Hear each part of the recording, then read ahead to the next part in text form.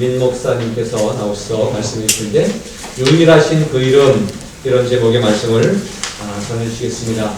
목사님 나오실 때 환영의 박수로 함께 드리도록 하겠습니다.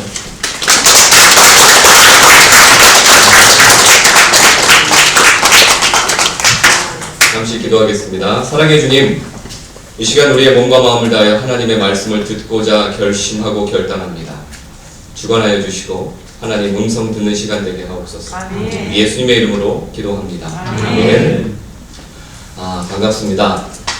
4년 만인 것 같아요. 4년 안에 저에게 참 많은 변화가 있었습니다. 4년 전에 왔을 때는 부목사였고 중고등부 사역을 같이 섬기는 그런 자리에 있었지만 지금은 3년 전에 하나님 은혜로 담임사역자로서 지금 한 교회를 섬기게 되었습니다. 그리고 한국에 와서 미국에서 왔는데 반응이 굉장히 좀 어렵더라고요. 병균 취급을 하고 저를 이제 오자마자부터 멀리 사람들이 떨어져서 가까이 말을 안 하려고 하고 해외 입국자라고 일단 격리를 시키는 바람에 인천공항 근처에 있는 그 격리 숙소에서 10일 동안 격리를 하고 금요일 날에서야 퇴소를 하게 되었습니다. 그리고 음성 반응을 이제 받게 되었고 지금 저 괜찮아요. 걱정 안 하셔도 됩니다. 그렇게 해서 지금 이렇게 건강하게 서게 되었는데 우리 또 존경하는 우리 목사님께서 부족한 저를 또 사랑하여 주셔서 이렇게 말씀을 나눌 수 있는 기회를 주셨음을 고백하고요. 오늘 우리가 나누는 모든 이 고백과 생각과 그리고 우리의 마음 가운데 하나님의 은혜가 더욱더 가득 채워주시기를 소망합니다. 자, 오늘 말씀은요, 유일하신 이름이라고 정해봤어요. 여러분, 우리의 삶 가운데 이름이 없으면 어떻게 될까요? 사람이 누가 누구인지를 구별하기 힘들겠지요. 아까 광고 시간에서도 목사님 잠깐 말씀하셨지만 동일한 이름이 많아서 어렵다고요. 저희도 마찬가지예요. 제 큰아들 이름이 에이든이라는 이름을 써요. 둘째가 에블렌 이름을 쓰거든요. 근데 학교에서 에블렌이라고 부르면 여러 명이 뒤를 쳐다봐요. 이름이 너무 똑같으니까. 근데 어떻게 구별할 수 있냐면 스펠링이라고 하죠. 그 쓰는 영어 단어가 달라요. 제 아들은 A-Y-D-E-N을 쓰고요. 보통 에이든이라는 이름은 A-I-D-E-N을 써요. 그러니까 그런 차이점이 좀 있는데 들리는 발음은 똑같아요. 오늘 우리가 교회에 나와서 예배를 드려요. 여러분이 찾는 하나님은 어떤 스펠링을 갖고 계십니까? G가 캐피털 레터에서 유일하신 하나님을 찾고 계십니까? 아니면 소문자라고 해서 작은 G-O-D, 우상이라고 불리는 그저 나를 위한 하나님을 찾고 계십니까? 일단 말씀 들어가기 전에 그 부분을 여러분께서 생각을 해보시면 좋을 것 같습니다. 오늘 우리가 나누는 창세기 11장의 말씀은 너무나 유명하죠. 바벨탑에 대한 이야기니까요. 근데 그 전에 10장에서는 노아의 족보에 대한 이야기를 하고 있거든요. 족보에 대한 말씀을 읽을 때마다 항상 생각하는 것은 내가 이거를 읽어야 될까? 누가 누굴 낳고 누가 누굴 낳는데 내가 무슨 상관이 있을까? 이런 생각 성경들은 읽어보시죠? 해보셨을 것 같아요. 목사님 저에게도 그런 고민이 항상 있어요. 이 말씀을 준비하면서도 그런 생각을 동일하게 했는데 그때 주님께서 주신 마음은 야, 이런 사람들이 있었기 때문에 지금 네가 있는 거야. 여기서 하나라도 뺐으면 지금 네가 없었을걸? 이런 마음을 주시더라고요. 그런데 이 족보에 대한 이야기를 통해서 우리가 다시 발견할 수 있는 것은 하나님은 변치 않으신 사랑으로 처음부터 끝까지 함께 하시는 분이다.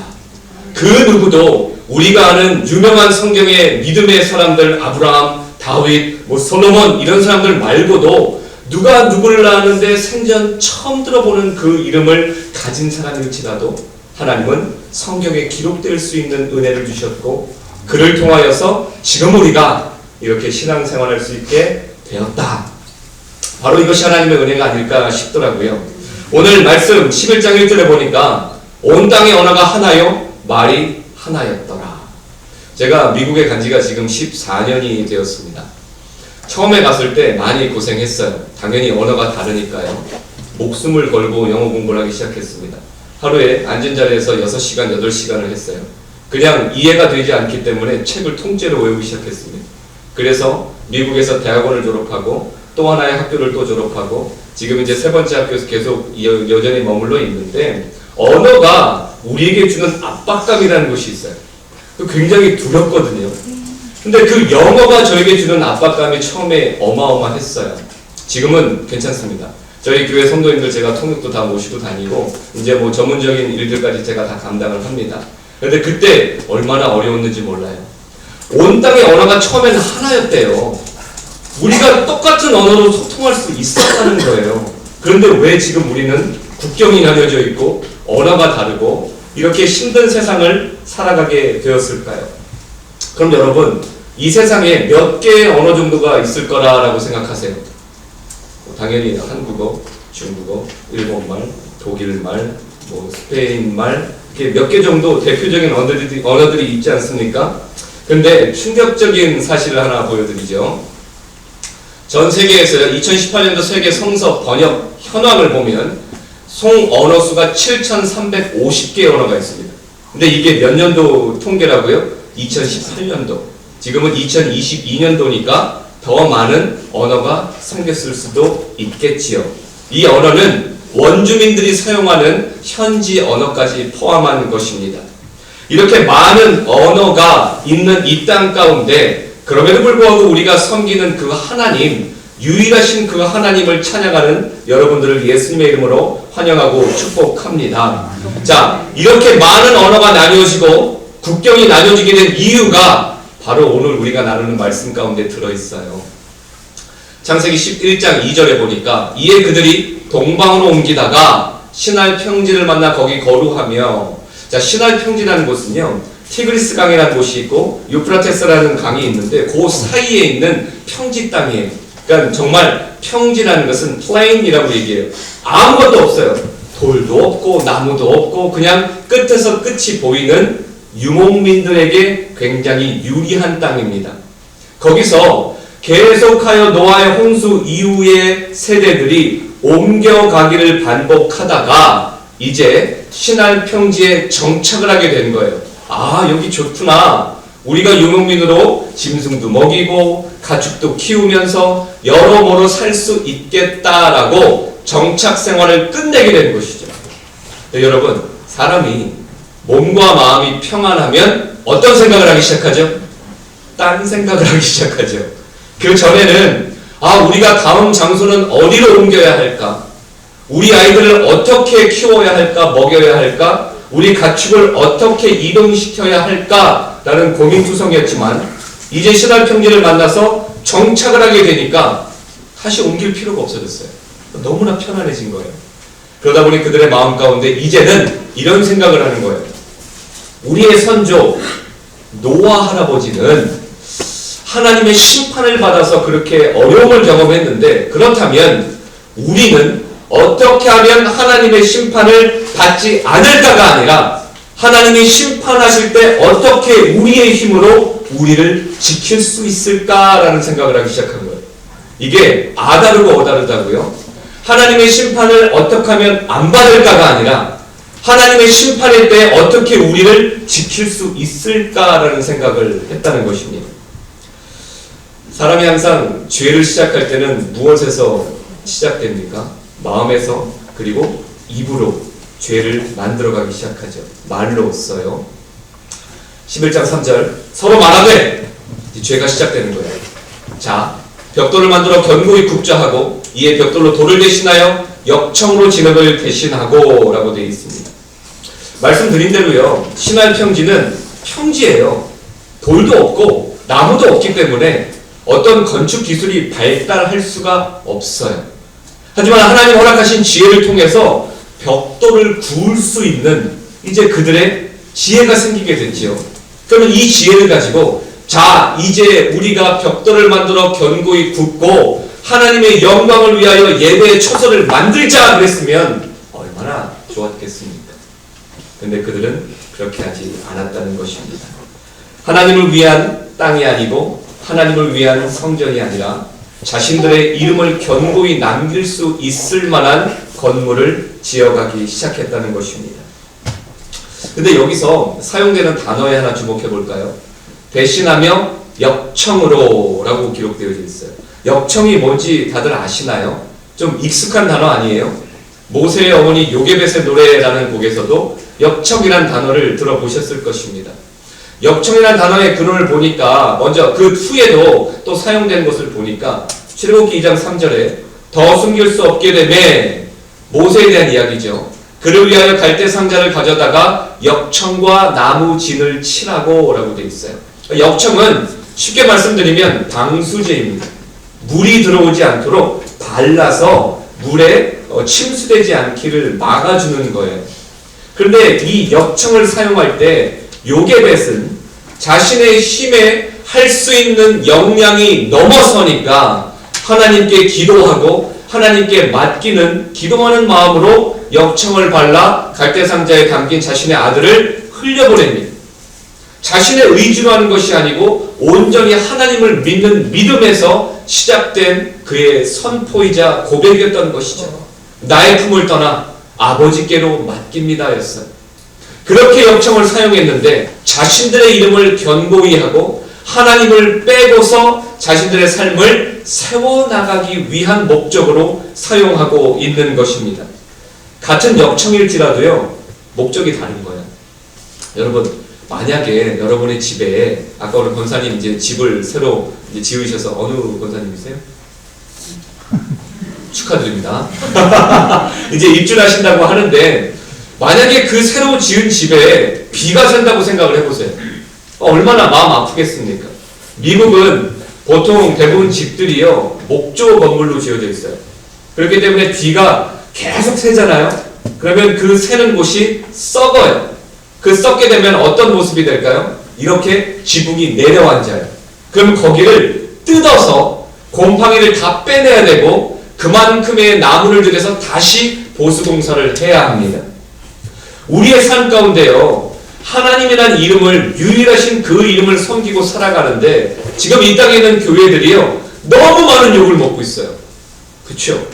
기독교가 아니에요. 너무나 많은 험한 말들로 우리가 이렇게 순환을 당하고 있는데 이유가 무엇일까요? 믿지 않는 사람들에게만 뭐라고 할 게 아니거든요. 믿는 우리에게 분명히 잘못이 있기 때문에 그래요. 똑같은 이름을 섬기고 살아가는데 목사님이 섬기는 하나님과 권사님이 섬기는 하나님이 다르면 될까요, 안 될까요? 안 돼요. 성도님들이 섬기는 하나님과 목사가 섬기는 하나님이 같아야 되는데 그 하나님이 달라지면 현실과 말씀의 괴리감이라는 것이 생기게 되죠. 그럼 어떻게 될까요? 갭이 생겨요. 그래서 세상에 유혹의 비가 쏟아지기 시작하고 질병의 비가 쏟아지기 시작하고 의심의 비가 내리기 시작하는 거예요. 그렇게 비가 내려서 끝나면 되는데 그 자리가 골마요. 그 자리가 썩어요. 결국은 교회가 무너지고 가정이 무너지고 교회의 공동체가 넘어지게 돼 있어요. 그러면 어떻게 해야 될까요? 그 자리를 빨리 우리가 기도의 역청으로 발라야 되고요, 말씀의 역청으로 보수를 해야 되고요, 사랑의 역청을 발라서 그 무너지는 공간을 막아야 되는 거예요. 근데 우리가 알고는 있는데 행동으로 하는 것이 너무나 어려워요. 그렇지 않으십니까? 기도해야지, 이번에는 말씀 가운데 살아야지. 2022년도 지금 한 달 아직 안 지나갔잖아요. 저희 교회에서도 말씀 하루에 3장씩 해가지고 쭉 이어나가고 있는데, 작년에도 우리 화이팅 합시다 했는데 제가 오기 전에 시상식을 하는데 7분 완독하셨더라고요. 딱 7분만. 나머지는 다 실패하신 거예요. 우리 푸른마을 교회도 2022년도는 완독하시기를 축복합니다. 아직 늦지 않았습니다. 한 번에 쫙 읽어가시고 이제부터는 빠뜨리지 않으시면 되는 거예요. 그렇게 말씀드린 것처럼 우리가 영적으로 무너짐을 경험할 때 방수제가 필요한 거예요. 말씀으로, 기도로, 찬양으로 서로를 돕는 그 사랑으로 손을 붙잡고 있으면 넘어지지 않으니까요. 우리가 방수제라는 것을 말씀드려서 제가 한번 찾아보니까요, 방수를 할 때도 그냥 우레탄으로만 하지 않더라고요. 여러 단계가 필요하더라고요. 말씀드린 것처럼 여러분의 삶 가운데 어려움이 경험되어질 때, 아, 내가 왜 이러지? 아, 왜 모든 게 다 귀찮아지지? 아, 왜 이렇게 짜증이 나지? 아, 나 왜 이렇게 하기 싫지? 이런 생각이 들면 기도의 역청으로 시작하세요. 회개의 역청을 바르세요. 찬양의 역청을 발라보세요. 그리고 말씀의 역청을 통하여 견고한 여러분의 삶을 하나님께 맡겨보세요. 그러면 하나님께서 연약한 부분 가운데 은혜를 더하여 주실 것입니다. 자, 창세기 11장 4절 또 말하되 죄를 또 이어가고 있어요. 첫 번째 말에서 그만했으면 좋았겠는데 또 말을 하는 거예요. 성읍과 탑을 건설하여 그 탑 꼭대기를 하늘에 닿게 하여 우리 이름을 내고 온 지면에 흩어짐을 면하자. 자, 이제 그들의 본격적인 죄가 시작되고 있습니다. 자, 너무도 어리석인 생각인 것 같아요. 앞서 말씀드린 것처럼 하나님의 이름을 견고히 하자, 하나님께 영광을 돌리자라는 목적으로 하나님 주신 지혜를 사용했으면 너무나 좋았겠지만 자신들의 이름을 내고 온 지면에 흩어지지 말자, 하나님과 한번 대결을 해보자 라는 생각이 되는 것입니다. 이 대결이 되겠습니까? 이게 승리할 수 있는 싸움입니까? 하지만 그들은 깨닫지 못하고 있었어요. 그 깨닫지 못하는 이면에 보면 그들이 하나님을 정말 몰라서 그럴까요? 쉽게 생각했을까요? 노아의 후손이에요. 그렇게 멀리 내려가지도 않았어요. 노아의 아들, 손자, 그리고 한 단계 딱 더 내려온 4대밖에 안 되는 상황에 이런 일들이 벌어지고 있어요. 창세기 9장 1절에 보면 하나님이 노아와 그 아들들에게 복을 주시며 그들에게 이르시되 생육하고 번성하여 땅에 충만하라. 이 말씀이 이루어진 지 4대밖에 안 됐다고요. 말씀 구성에서도 9장이고 지금 11장이에요. 시간이 막 몇천 년이 지난 것이 아니라 지금 우리가 나누는 이 하나님의 말씀, 근데 그 당시에 있던 하나님, 동일한 하나님인데 우리에게는 그때 아브라함에게 들려줬던 육성이 좀 우리에게도 들려졌으면 좋겠다 싶을 때 있잖아요. 아브라함아 내 손을 멈추어라. 이것처럼 우리가 죄를 질 때 그 걸음을 멈추어라 하면 죄를 떠나서 살 수 있을 텐데, 그런데 그것과 다르게 하나님은 언제나 우리의 마음 가운데 두드림을 주신다고 하시잖아요. 그 두드림에 민감한 반응을 보였으면 좋겠는데 그게 또 우리의 하나의 연약한 모습이기도 하고요. 자, 결국 이렇게 창세기 9장에서 11장까지 2장밖에 차이가 안 나지만 4대밖에 내려가지 않았지만 그들은 하나님에 대해서 기억을 안 하고 있어요. 창세기 10장 8절 구스가 또 니므롯을 낳았으니, 구스는 노아의 아들 셈, 함, 야벳 가운데 함의 아들이에요. 함의 아들인 구스의 아들이니까 결국은 4대밖에 되지 않는 건 아니겠습니까? 그는 세상의 첫 용사라라고 기록해요. 또한 그의 나라는 시나이 땅의 바벨과 에렉과 악갓과 갈레에서 시작되었으며 그의 나라라고 얘기하는 것을 보니까 아마도 지금 이 바벨탑을 건설하는 이 모든 힘의 원리가 니므롯으로부터 나왔을 것이다 라고 성경학자들도 추측을 합니다. 그러니까 무슨 말입니까? 왕의 힘을 가지고 있었다는 거예요. 이 니므롯이 왕의 힘을 가지고 있었던 그때에 하나님의 축복을 기억하고 또한 홍수의 때의 그 재앙을 기억하며 하나님께 온전한 삶을 올려드렸으면 너무나 좋았겠지만 자신들의 이름을 높이고자 죄를 짓고 있다는 것입니다. 사람의 가장 연약한 모습이 어느 때 가장 많이 보여지나 보니까 권력의 중심에 서면 그렇더라고요. 그냥 권력이 없을 때, 힘이 없을 때는 그런가 보다 하고 이렇게 살아가지만 힘을 가지게 되면, 권력의 중심에 서게 되면 달라지게 되는 것 같아요. 니므롯 역시 그렇게 변해진 것 같아요. 하지만 성경은 우리에게 이렇게 말씀하고 있어요. 시편 147편 6절에 보니까 여호와께서 겸손한 자들은 붙드신대요. 근데 그 다음에 뭐라고 기록되어 있습니까? 악인이라고 되어 있어요. 그러니까 이 말씀을 보면 겸손하지 않으면 악인이라는 거예요. 선인은 어떻다는 거예요? 겸손한 사람이라는 거예요. 의인은 겸손한 삶을 살아야 된다는 것입니다. 오늘 말씀에 나오는 이 니므롯과 그와 함께 있는 사람들은 악인의 걸음을 걷고 있어요. 왜냐? 겸손하지 못했기 때문에.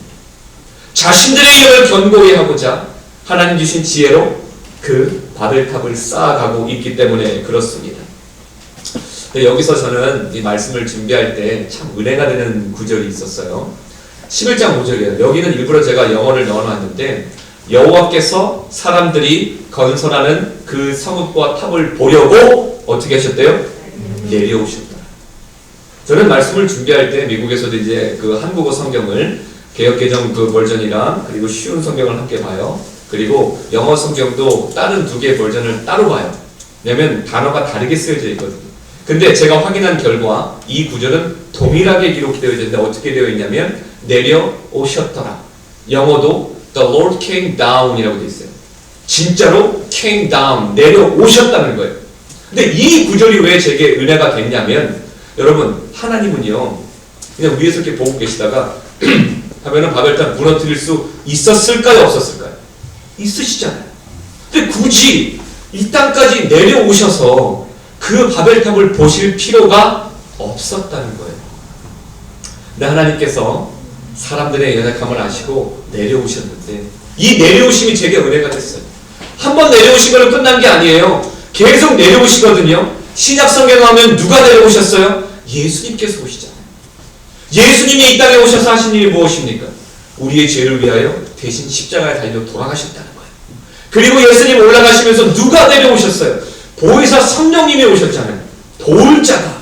그러니까 한번 내려오시기 시작하니까 계속 오시는 거예요. 오셔서 우리에게 힘을 허락하여 주시는 건데 그렇게 오시는 하나님께서 인간들의 죄를 안타까워하시고 그들을 당장에 다 죽일 수 있었지만 그렇게 하지 않으시고 그들 그저 흩으시는 걸로 그냥 하나님의 마음을 이렇게 그냥 그 해결해 주셨다는 거예요.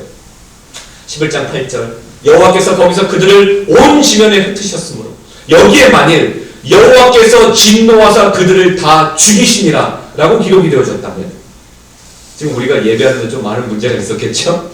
여러 가지 일들이 어려움들이 있었겠지만 하나님께서는 흩으시는 걸로 끝내신 거예요.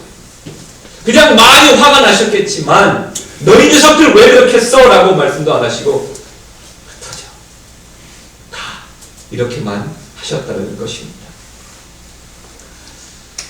마가복음 19장 10절 인자가 온 것은 잃어버린 자를 찾아 구원하려 함이니라. 저는 이 말씀이 생각났어요. 당장에 다 생명을 걷어가실 수 있었지만 하나님의 마음은 생명을 빼앗아 가신 것으로 끝나는 것이 아니라 깨닫기를 원하셨던 거예요. 그거 아니야. 너희들 하는 거 그거 아니야. 내 마음이 이런데 이제는 좀 알아야 하지 않겠니? 이 마음이 어디까지 이어져요? 성경 66권 마지막 요한계시록의 3장에서도 내가 문 밖에서 두드린다고 말씀하시잖아요. 그거 아니야. 이쯤 되면 알아야 하지 않겠니? 문 좀 열어볼래? 내 음성 좀 들어볼래? 내 마음에서 나오는 이 소리 좀 한번 들어줄래? 반응해볼래?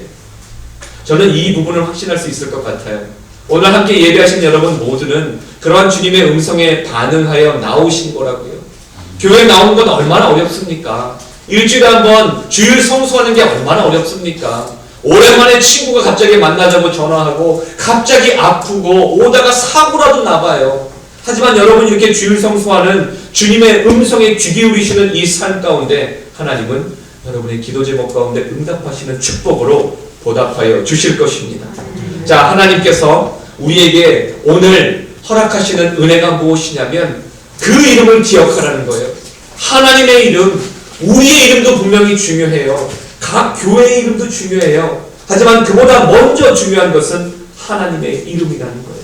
그 하나님의 이름 가운데 우리가 살아가면 어려울지라도 고단할지라도 힘듦의 연속일지라도 우리의 삶이 너무나 피곤하고 아플지라도 회복할 수 있는, 피할 수 있는, 견뎌낼 수 있는 힘을 허락하실 거거든요. 자, 여러분 바벨탑이요 그 당시에만 지어졌던 것일까요? 바벨탑이 그때 그렇게 흩어짐을 통하여서 이제는 더 이상 안 지어지는 그냥 예전의 이야기로 끝났을까요? 혹시 여러분 오랫동안 기도하시는데 기도의 응답이 더딜 때 있지 않으신가요? 여러분 오랫동안 어떤 부분 생각하고 계시는데 안 되는 일 있지 않으신가요? 그거 한번 생각해 보세요. 이 기도가, 이 일이 하나님의 이름을 높이기 위한 일인가? 나의 이름을 견고히 하기 위함인가? 지금 이 시대도요 많은 바벨탑들이 쌓아지고 있어요. 그때 그들의 기술이 부족해서 바벨이 무너진 것이 아니에요. 그때 그들이 지혜가 부족해서 무너진 게 아니에요. 이유를 대자면 하나님의 이름을 멀리했기 때문에 무너진 거예요. 우리의 삶도요 내가 하나님을 떠나가게 되면 내 이름을 견고하게 만들고자만 살아가게 되면 하나님께서 그 바벨을 무너뜨리시는 거예요. 그렇다고 해서 기도 제목 응답되지 않는다고 무조건 내 기도 제목이 바벨이다라는 건 아니에요. 여러분 기도하다 보면 특별히 하나님께서 주시는 두드림이 있거든요. 분별이 안 되실 때는 우리 목사님, 사모님, 교회에 믿음의 선배들 많이 계시잖아요. 여쭤보세요. 내가 이런 기도를 하고 있는데 응답이 되지 않습니다. 하나님께서 지금은 직접 계시를 안 하시잖아요. 네, 하나님의 음성을 이렇게 들었습니다. 내일 이사 가십시오. 100% 이단입니다. 절대로 믿으시면 안 됩니다. 하나님은 지금 직접 계시를 하지 않아요. 간접 계시를 할 때는 교회를 통하여, 말씀을 통하여, 믿음의 사람들을 통하여 하나님의 음성을 주시거든요. 그러니까 여러분 훌륭한 우리 목사님 계시잖아요. 목사님께 여쭤보세요. 이 기도 제목 응답이 되지 않아요. 그러면 그 가운데 우리의 바벨을 깨닫게 하십니다. 내 삶 가운데 이것이 잘못되었구나. 그러면 하나님의 은혜를 다시 한번 만들어 갈 수 있게 되는 것이죠. 근데 참 안타까운 말씀 하나 나눠보고 싶어요. 요한계시록의 말씀에 보면 악한 일을 행하는 자는 계속 악한 일을 하도록 내버려 두고 더러운 자는 더러운 그대로 놔두어라. 이게 너무 무서운 말씀 아닙니까? 때가 악하여지고 있어요. 우리의 주변을 돌아보면요, 하나님의 말씀 붙잡고 살아가는 사람은 지질이 궁상 힘들고 어렵고 막 핍박을 받으면서 살아가는데 세상의 법을 세상의 마음대로 자신의 권력과 돈을 가지고 살아가는 사람은 승승장구해요. 아니 주일 예배 한 번 빠져도 당장 계약이 중요하니 저기 가서 그 계약 맺고 오면은 돈이 막 들어와요. 무언가 내가 할 수 있는 힘대로 하나님 말씀대로 살지 않고 그냥 요리조리 피해서 살아가다 보면 잘 살아가는 것 같이 보여요. 근데 성경은 우리에게 아주 중요한 깨달음을 주고 계세요. 악한 일을 행하는 자는 두라는 거예요. 왜요? 그 밑에 너희가 행한 대로 갚아 주실 거라는 거예요.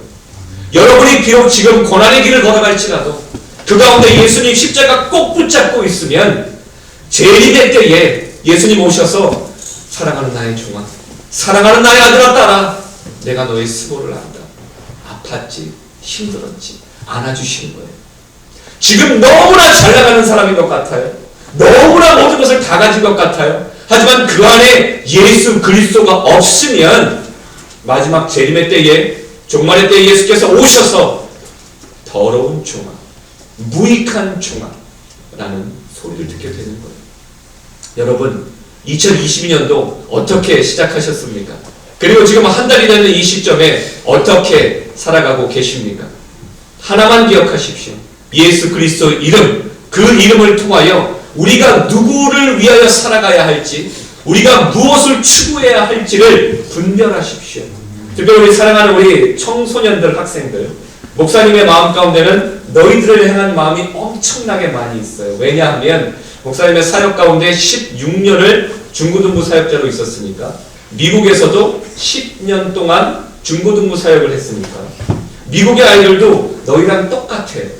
말 되게 안 듣고 자신들 원하는 대로 하고 싶어하고 자신들만의 외계어를 사용하고 굉장히 힘들어요. 그 영어가 우리가 공부하는 책을 외웠다고 끝나는 게 아니에요. 청소년 언어는 다른 언어가 또 있어요.